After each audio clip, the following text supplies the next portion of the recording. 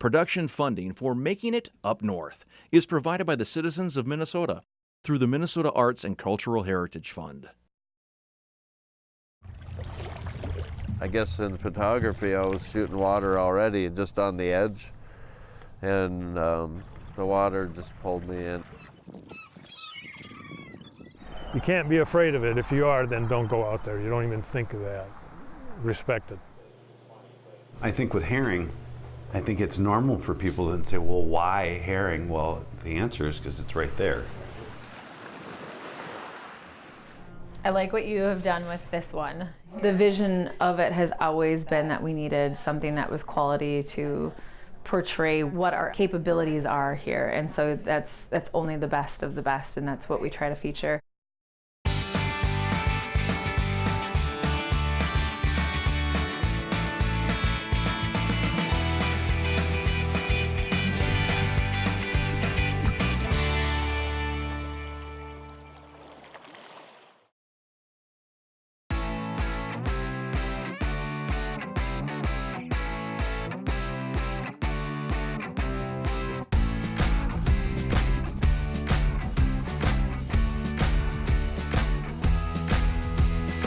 I go out with the surfers and I learned a lot about waves. Without the surfers, I wouldn't probably have gotten into the lake and learned that much about waves. They helped me learn the workings and what to know, because they're dangerous. I like to be in something that's alive, like Lake Superior. It's always moving, always changing.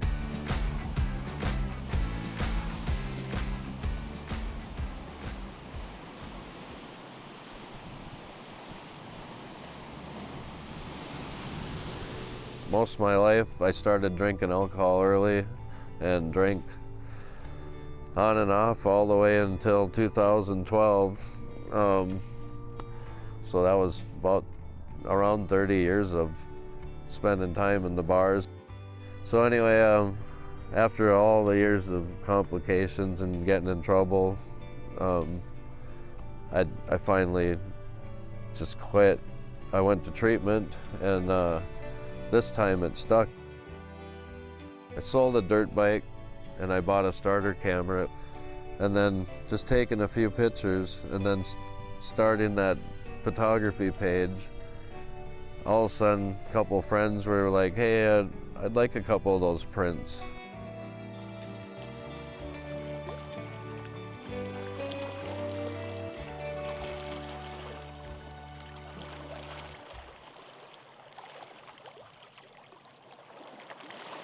I met Christian when he came by my studio one day and he had some questions about photography, and then later on he took a course from me at the Arrowhead Regional Libraries, at Two Harbors Library.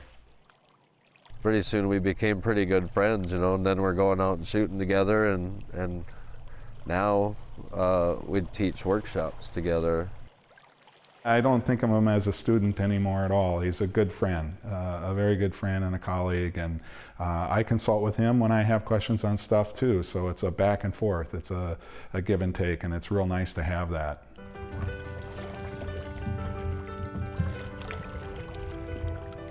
Every once in a while I get that certain shot with the right weather, and then boy, people just can't believe that I'm in the lake. You know, they're like, how did you get this?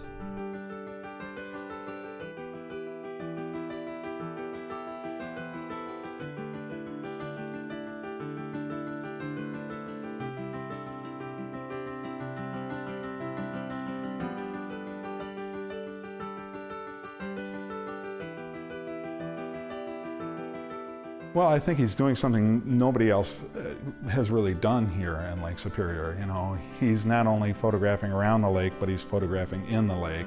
And that's a real different perspective. I always take the opportunity to get the dog. What? It's okay. Hi. It's a whole different view when you're looking back from the lake. I mean, you can do it in a boat, but you wouldn't want to be inside 8-foot waves with a boat. It's always changing and it'll never be the same ever. So I can take a picture of something that no one else ever can.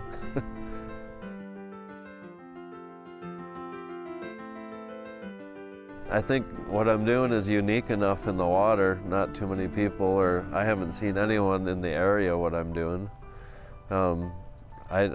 Besides doing just the photography for fun or for photos, for landscape, I also fly a drone. I'm a licensed drone operator.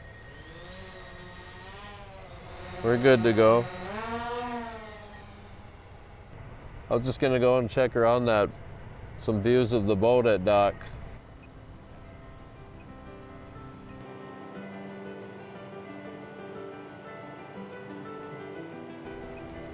There, I just took a picture from the back corner.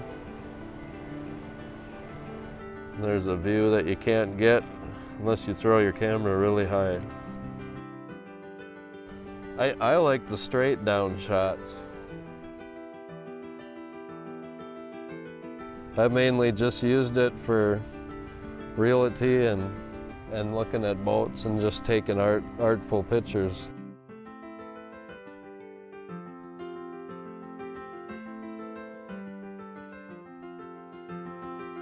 It's not an easy profession to make a living in. You've got to have passion and you got to have drive. Christian has both those things.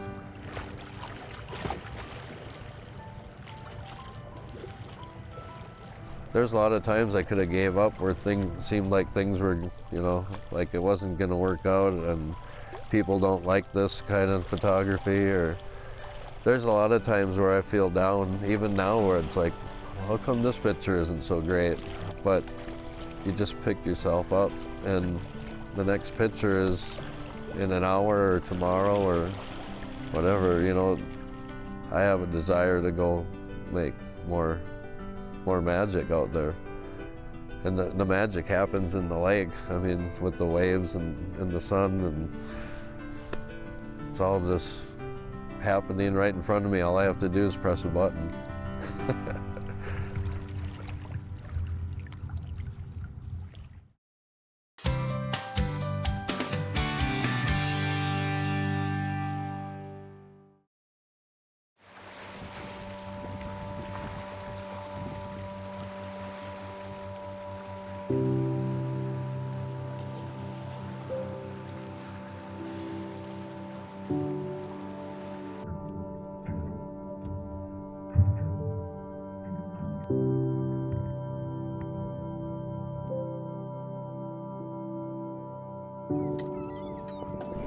You were one of the first customers I had when I started to fish, and I could see you were way ahead of the game for the local food. You know, Rita and I started the restaurant in '99, and it seemed like a logical thing. Yeah. Just this, why wouldn't we call you? I think with herring, I think it's normal for people to say, well, why herring? Well, the answer is because it's right there.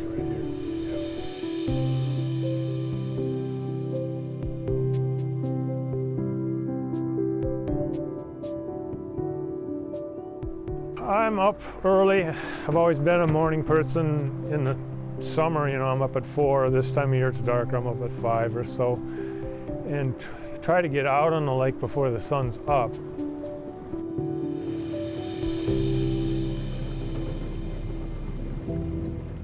Perishable product, you want to get at the nets and the fish right away. And plus, the wind usually starts to blow later on in the morning.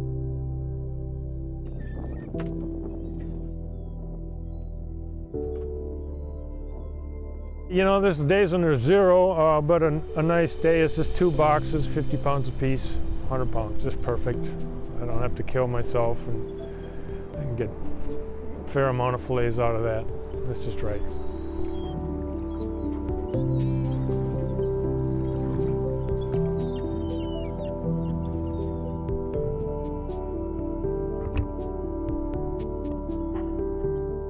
I have 0 problems with marketing.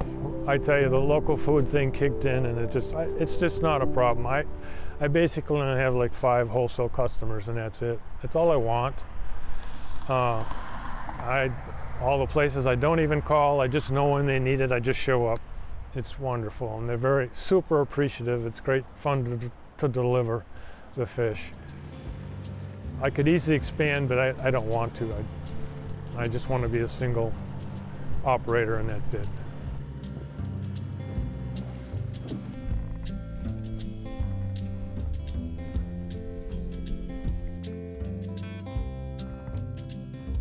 I'm out of Knife River, and I've been both directions, west and east. An ideal day is like the wind isn't howling. And what most people don't realize is that the currents are what actually affect us. And that's difficult because you can't even get the nets up. There's so much pressure on them. And so going back to your question, an ideal day is a light wind and a light current in the same direction. It's very nice. It seldom happens. Seldom.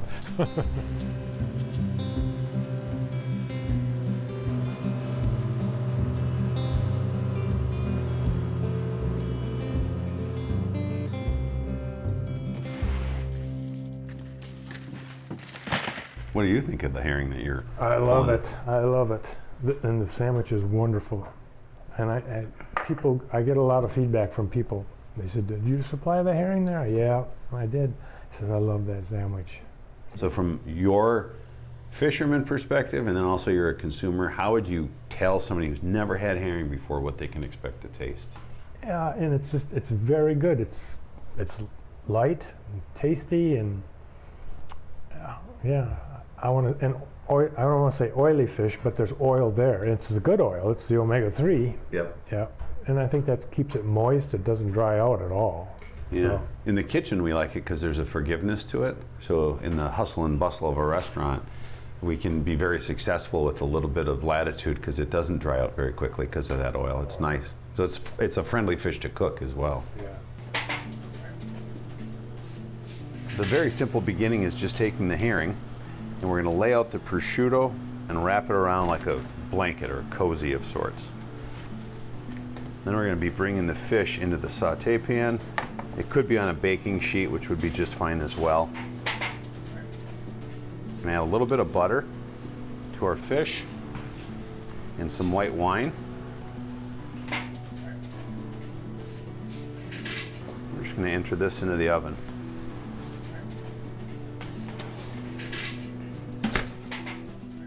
There's a promise that's made to a lot of cooks is that if you can just be creative with food, you can be wildly successful. I think there's that false promise. I think, there's a million people that are trying to do that. So it's not just the food.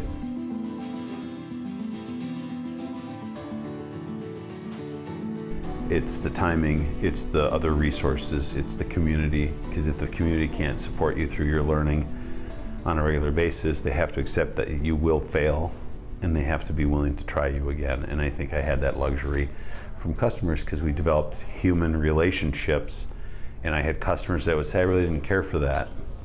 You should do this to be different or to fix it. It's too salty," or whatever. And I think from there we were able to make the adjustments without having to just stop.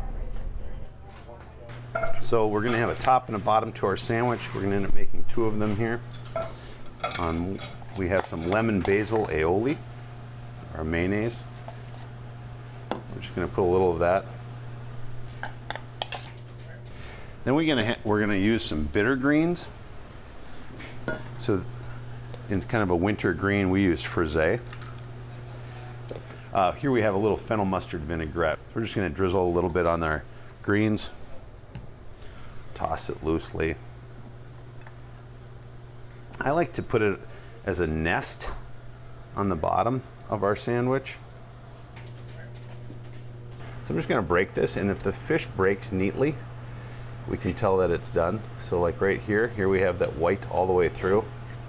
It's not dry, it's still moist around the outside. Our pan still has some liquid in it, which is some of the fat from the prosciutto as well as the fish, and of course the butter that we added. I think it's kind of a Scandinavian imperative to have butter on everything.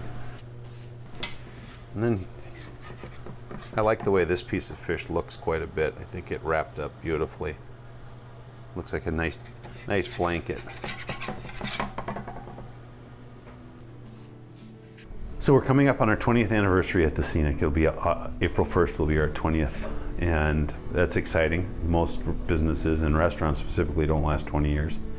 You know, we've gone through the second deepest depression financial, we've had a housing crash, we've had all these things that have happened. We're on the outskirts of a community, we're way north, we're affected by our weather, so I'm pretty proud of what we've been able to accomplish.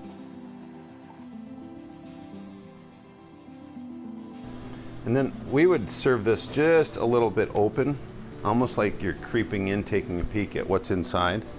And I think in the classic American approach, the question would be, do you want fruit or fries with this? But I think as we go into the whole Scandinavian piece, I think what we're looking for is pickled beets. And we have one other thing that speaks this time of the year for fruit. This would be our herring fish sandwich. Why'd you get into fishing? Like, it's cold out there. Oh dear. And wet. I get asked that regularly, and all I can say is I think there's some crazy Nordic genes running around this body that took over. I was actually in the human services years ago. I kind of burnt out. It's just, I love to be out. I need to be out. Yeah. And cold doesn't bother me. I'm independent. I'm everything. I'm the mechanic, the accountant, the salesman, fish cleaner. It's the way to go. I like it. Yeah, I don't want to be bigger. And part of it also is that these herring, you know that, they disappear. And that's what's so nice about you guys is it's just an open door policy. When I have the fish, I bring it in. And when they're not here, you know they're not here and I don't show up. And so not having any overhead, I can withstand sometimes 2 months. There's just no fish. I have no income. I still have to check the nets all the time. And then a lot of times the weather just isn't there. Yeah.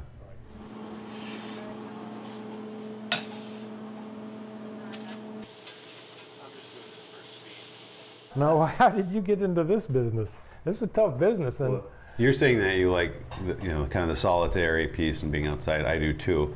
So it's kind of weird that I have a lot of overhead and I'm not alone and I'm inside and it's hot in the kitchen. Maybe that's why I like to be in the cold climate. I think the interest in the restaurant for me was, I've hearkened it down to maybe 2 parts. I don't know if they're appealing or not, but one was on the art side of life.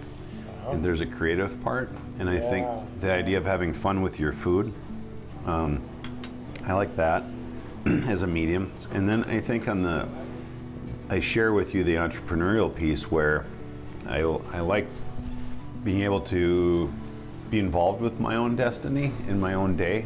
I think you and I probably share the idea that we don't worry about how many hours we work. I haven't counted hours in probably 25 years. I just do what needs to get done. I take more pleasure in seeing that people enjoy the food that we put on the plate than actually needing to be in front of it. I like the food to be in front of me. But we both have chosen to some degree a tough life, but a rewarding one. yeah, yeah. I hope you like the herring. You caught it. I love the herring. I've never had this sandwich. I wonder what it's like.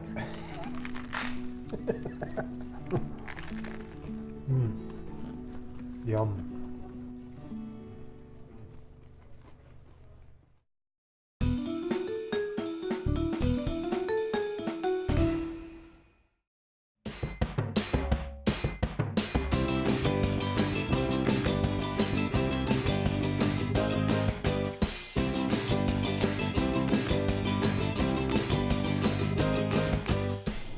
I like what you have done with this one here. When we first came up with the idea of the magazine, it was a couple of women getting together that we didn't know what we were going to do when we moved here. We had just picked up our lives from past careers and thought, well, we're going to have to create something, you know. So we're going to do like the beginning, print is very much alive.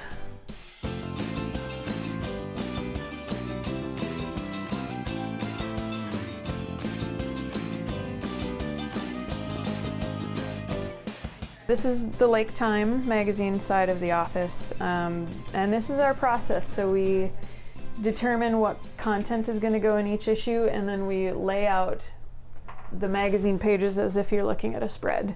As a piece gets designed, we will put the actual designs up, and then eventually we'll have a full wall of finished pages, and that becomes the finished product.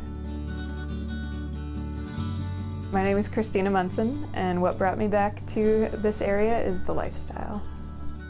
Essentially what you're looking at is the finished product of our bridal magazine. 6 months after we started Lake Time magazine, we started Lake Bride magazine. And I knew that market from my previous career in the wedding industry in Colorado, so I knew that northern Minnesota needed it. My name is Megan Kellen. I'm the owner and co-founder of Lake & Co., which is Lake Time magazine, Lake Bride magazine, and the Lake & Co. shop. And what brought us back to Minnesota was opportunity. The main part about what we do as a company in general is that we like to tell the stories of people. So in our magazines we tell the stories, in our shop we do the same. So it's really about finding brands that fit into that. My name is Kelly Kabatoff, and I moved back to Grand Rapids because of my family. I wanted to raise my kids. Sorry, I said more than one word. Do I have to say it again? Kelly brings enthusiasm. At the end of the day, you know, you can always count on her to have that upbeat spirit, and no matter what we're doing, I've always got a partner by my side that says, yeah, I'm right there with you. Yes, everything's in there for you. We actually started as a pop-up shop in our office. We officed in Old Central School in Grand Rapids. So it went from that small little idea of like, let's see if people are gonna like this, to having a full store in Grand Rapids, a full store in Cross Lake, and we have store number 3 and store number 4 in the works. So, I mean, there's been a huge amount of growth in just over a year.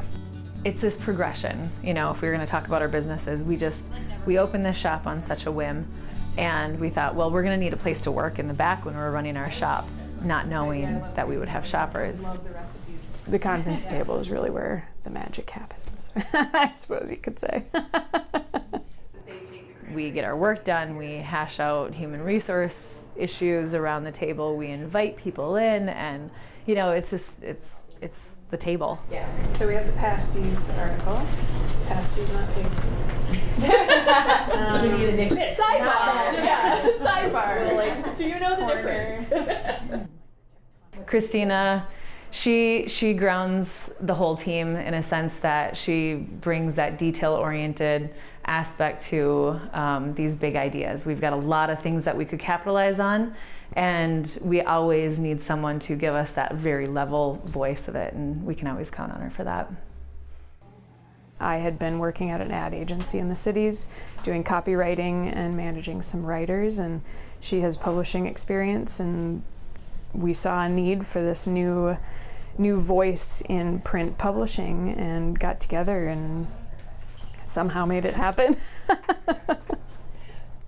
We got the map out and started hitting all the towns in northern Minnesota and going out and exploring and shaking hands with people and having a beer with them. And you know, it was just sort of this romantic notion that we would put our kids in the car and go deliver magazines.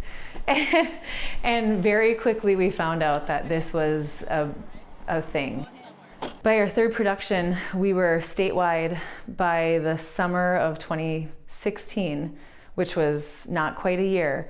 We were sitting on stands in 7 states and in Canada. So it really did spread like wildfire. Can we help you buy anything today? For 3 people who didn't know each other to come together and be able to work so well together is pretty amazing in itself, considering none of us knew each other 3.5 years ago when we moved here, and we all moved about the same time. It really is for the people from the people. So we have contributors that are eye doctors or yoga people or salon people, people that are hunt mushrooms, all sorts of different people that are just out there doing their thing. And that's really the essential difference with our magazine, I believe, is it's authentic stories written by everyday people. It doesn't have to be perfect. The person that's writing the story doesn't have to be a journalist, but they have to be the one doing the things. And then we bring it into our office and kind of polish that, fine-tune it. We feel so fortunate to be able to do this and to give the voice to the people and really celebrate the land and the culture that we are surrounded with.